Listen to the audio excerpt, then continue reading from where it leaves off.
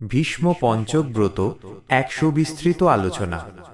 ভীষ্ম পঞ্চক একটি অত্যন্ত গুরুত্বপূর্ণ ব্রত, যা সাধারণত কার্তিক মাসের শুক্লপক্ষের একাদশী তিথি থেকে শুরু করে পূর্ণিমা তিথি পর্যন্ত টানা 5 দিন ধরে পালন করা হয়। এই ব্রতকে অনেক সময় বিষ্ণু পঞ্চক নামেও অভিহিত করা হয়, কারণ এটি মূলত ভগবান শ্রীহরি বিষ্ণুর প্রীতির জন্য অনুষ্ঠিত হয়। ব্রতের পটভূমি ও গুরুত্ব। পদ্মপুরাণ এবং স্কন্দপুরাণের বর্ণনা অনুসারে এই 5 দিনের ব্রতটি মহারাজ শান্তনুর পুত্র দেবব্রত ভীষ্ম ভগবান শ্রীকৃষ্ণের কাছ থেকে লাভ করেছিলেন। মহাভারতের যুদ্ধের পরে বাণসজ্জায় শায়িত অবস্থায় ভীষ্মদেব কার্তিক মাসের শুক্লা একাদশী থেকে পূর্ণিমা পর্যন্ত টানা 5 দিন ধরে পাণ্ডবদের কাছে রাজধর্ম, মোক্ষ ধর্ম, দান ধর্ম সহ বিভিন্ন ধর্মতত্ত্ব কীর্তন করেছিলেন। ভীষ্মদেবের এই ধর্মোপদেশ শ্রবণে প্রীত হয়ে ভগবান শ্রীকৃষ্ণ ঘোষণা করেন যে কার্তিক মাসের এই বিশেষ 5 দিন যারা ভীষ্মদেবের উদ্দেশ্যে অর্ঘ্য দান ও তর্পণ করবেন এবং এই ব্রত পালন করবেন, তাদের সকল পাপ দূর হবে এবং তারা ভগবৎ প্রেম লাভ করতে পারবেন। মনে করা হয় যে যারা সারা কার্তিক মাস ধরে ব্রত পালন করতে সমর্থ হন না, তারা কেবল এই ভীষ্ম পঞ্চক ব্রত পালন করেও সমগ্র কার্তিক ব্রতের ফল লাভ করতে পারেন। তাই সমস্ত বার্ষিক ব্রতের মধ্যে চাতুর্মাস্য ব্রত যেমন প্রধান, তেমনি চাতুর্মাস্য ব্রতের মধ্যেও ভীষ্ম পঞ্চক ব্রতকে সর্বপ্রধান বলে মনে করা হয়। ব্রত পালনের নিয়ম ও খাদ্যবিধি। এই ব্রত পালনের নির্দিষ্ট কিছু নিয়ম আছে, বিশেষ করে আহার বা খাদ্য গ্রহণের ক্ষেত্রে। ভক্তরা তাদের শারীরিক সামর্থ্য অনুযায়ী 3টি স্তরের যে কোনো একটি অনুসরণ করতে পারেন। প্রথম স্তর পঞ্চগব্য গ্রহণ। এই স্তরে ব্রতকারীরা 5 দিনে যথাক্রমে গোময়, গোমূত্র, দুধ, ক্ষীর, দধি, দই এবং সবশেষে সমস্ত গোজাত দ্রব্যের মিশ্রণে তৈরি পঞ্চগব্য অল্প পরিমাণে গ্রহণ করে থাকেন। দ্বিতীয় স্তর ফলমূল গ্রহণ। এই স্তরে ব্রতকারীরা 5 দিন ধরে শুধুমাত্র ফলমূল গ্রহণ করেন, তবে এই ক্ষেত্রে কিছু নির্দিষ্ট ফল, যেমন যে ফলে বেশি বীজ থাকে, পেয়ারা, ডালিম ইত্যাদি, তা বর্জন করা হয়।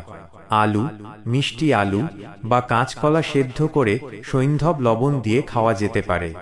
দুধ বা দুগ্ধ জাতীয় অন্য কোনো দ্রব্য এই স্তরে গ্রহণ করা হয় না। তৃতীয় স্তর হবিষ্যান্ন গ্রহণ। যদি কেউ উপরের স্তরগুলি পালনে অসমর্থ হন, তবে তারা 5 দিন ধরে হবিষ্যান্ন গ্রহণ করতে পারেন। হবিষ্যান্ন সাধারণত আতপ চাল ও মুগ ডাল কার্তিক ব্রতের নিয়মানুসারে দিয়ে তৈরি হয়। তেল, সাধারণ লবণ, মশলা ইত্যাদি এই সময় সম্পূর্ণরূপে বর্জন করা হয়। ঘি, সৈন্ধব লবণ, কাঁচকলা, আমলকি, পাকা কলা এবং কিছু নির্দিষ্ট শাক ও মূল এই আহারে অনুমোদিত। এই 5 দিন ক্রোধ, মিথ্যা কথা, কটু বাক্য এবং ছলনা থেকে বিরত থাকা হয়। দিনে একবার খাদ্য গ্রহণ এবং রাত্রিবেলা খাদ্য ত্যাগ করার নিয়ম রয়েছে। তর্পণ ও অর্ঘ্য নিবেদন। ভীষ্ম পঞ্চক ব্রতে প্রতিদিন ভীষ্মদেবের উদ্দেশ্যে তর্পণ ও অর্ঘ্য নিবেদন করা হয়। সাধারণত গঙ্গা জল বা কোনো পবিত্র নদীর জল দ্বারা এই তর্পণ করা হয়। অর্ঘ্য নিবেদনের সময় আজন্ম ব্রহ্মচারী ভীষ্মদেবের মহিমা কীর্তন করে তার সন্তুষ্টি প্রার্থনা করা হয়। এই ব্রত পূর্ণিমা তিথিতে সূর্যাস্তের বা চন্দ্রোদয়ের পর শেষ হয়। এই 5 দিনের উপবাস, পূজা এবং তর্পণের মাধ্যমে ব্রতকারী সমস্ত পাপ থেকে মুক্ত হন এবং পরম শান্তি ও মোক্ষ লাভ করেন বলে বিশ্বাস করা হয়। ভীষ্ম পঞ্চক ব্রত মূলত ধর্মীয় নিষ্ঠা, আত্মসংযম এবং ভগবান শ্রীকৃষ্ণের প্রতি প্রীতি প্রকাশের এক সুপ্রাচীন ও মহিমান্বিত রীতি। ভীষ্ম পঞ্চকের অপ্রকাশিত মহিমা ও আধ্যাত্মিক রহস্য। ভীষ্ম পঞ্চক ব্রতকে শুধুমাত্র ভীষ্মদেবের প্রতি শ্রদ্ধা নিবেদন বা চাতুর্মাস্য ব্রত সমাপ্তির একটি আচার হিসেবে দেখলে এর গভীর আধ্যাত্মিক তাৎপর্য অনুধাবন করা যায় না। এই ব্রতের পর্তে পর্তে লুকিয়ে আছে সনাতন ধর্মের এক বিরাট রহস্য ও সংযোগসূত্র। চাতুর্মাস্যের চূড়ামণি রূপে ভীষ্ম পঞ্চক। প্রথমত, এটি শুধু কার্তিক মাসের ব্রতের শেষ 5 দিন নয়, এটি চাতুর্মাস্য ব্রতের চূড়ান্ত ফলদায়ক পর্ব। চাতুর্মাস্য ব্রত 4 মাস ধরে চলে, যা আষাঢ় মাসের শয়নী একাদশী থেকে কার্তিক মাসের উত্থান একাদশী পর্যন্ত বা পূর্ণিমা পর্যন্ত পালিত হয়। অনেকেই দীর্ঘ সময় ব্রত পালনে সক্ষম হন না। স্কন্দপুরাণ স্পষ্টভাবে ঘোষণা করেছে যে যদি কেউ সম্পূর্ণ কার্তিক মাস, দামোদর মাস ব্রত করতে না পারেন, তবে কেবল এই 5 দিন নিষ্ঠার সাথে ভীষ্ম পঞ্চক পালন করলেই তিনি সম্পূর্ণ কার্তিক ব্রতের পূর্ণ ফল লাভ করতে পারেন। এই কারণেই এটিকে অন্যান্য ব্রতের মধ্যে সর্বশ্রেষ্ঠ বা বিষ্ণু পঞ্চক ব্রতসমূহের মধ্যে প্রবর শ্রেষ্ঠ বলা হয়েছে। এটি যেন ভগবান শ্রীকৃষ্ণের পক্ষ থেকে দুর্বল বা অসমর্থ ভক্তদের জন্য এক বিশেষ কৃপার জানালা, পঞ্চতত্ত্ব ও পঞ্চতীর্থের নিবেদন। ভীষ্ম পঞ্চকের 5টি দিনের প্রত্যেকটি দিনের আলাদা আধ্যাত্মিক নিবেদন রয়েছে, যা সাধারণ আলোচনায় প্রায়শই অপ্রকাশিত থাকে।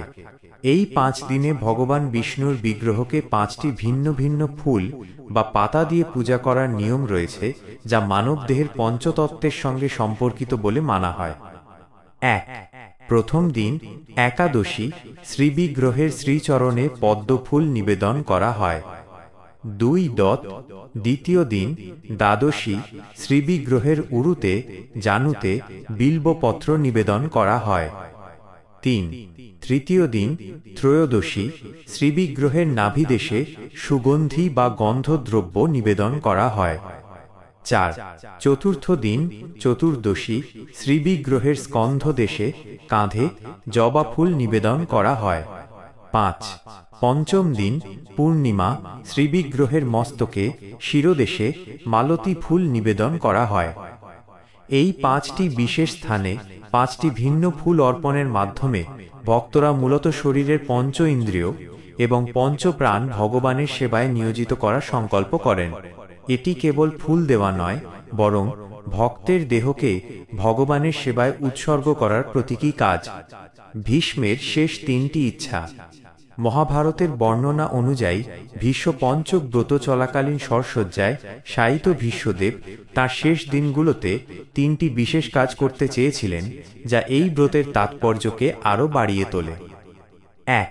তিনি জীবনের শেষ সময়ে ধর্মতত্ত্ব ও জ্ঞান দান করতে চেয়েছিলেন, যা শ্রীকৃষ্ণের ইচ্ছায় তিনি পাণ্ডবদের সামনে বিস্তারিতভাবে বর্ণনা করেন। 2. তিনি চেয়েছিলেন তার মৃত্যুর পর পৃথিবী শান্ত হোক এবং আর কোনো যুদ্ধ যেন না হয়। 3. তার অন্যতম শেষ ইচ্ছা ছিল যেন কার্তিক মাসের একাদশী থেকে পূর্ণিমা পর্যন্ত মানুষ তাকে জল অর্পণ করে তর্পণ করেন, কারণ কুরুক্ষেত্রের যুদ্ধে তীব্র তৃষ্ণা সত্ত্বেও তিনি জল গ্রহণ করেননি। শ্রীকৃষ্ণ সেই ইচ্ছাকেই ব্রতের আকার দিয়ে ধর্মীয় অনুমোদন দেন। তাই ভীষ্ম পঞ্চকের সময় তর্পণ একটি অপরিহার্য অঙ্গ। এই অজানা দিকগুলি ভীষ্ম পঞ্চক ব্রতকে শুধুমাত্র একটি আচার থেকে উপরে তুলে এনে মহৎ আত্মত্যাগ, আধ্যাত্মিক জ্ঞানদান এবং ভগবৎ কৃপার একটি অনন্য উৎসবে পরিণত করে। এই 5 দিন ব্রহ্মচর্য পালন, সংযম এবং ভগবানের পূজা ভীষ্মদেবের মতো মহাপরাক্রমশালী ভক্তের প্রতি শ্রদ্ধার নিদর্শন। হরে কৃষ্ণ। প্রিয় ভক্তবৃন্দ, আপনারা দেখছেন ভক্তিলিঙ্ক চ্যানেল।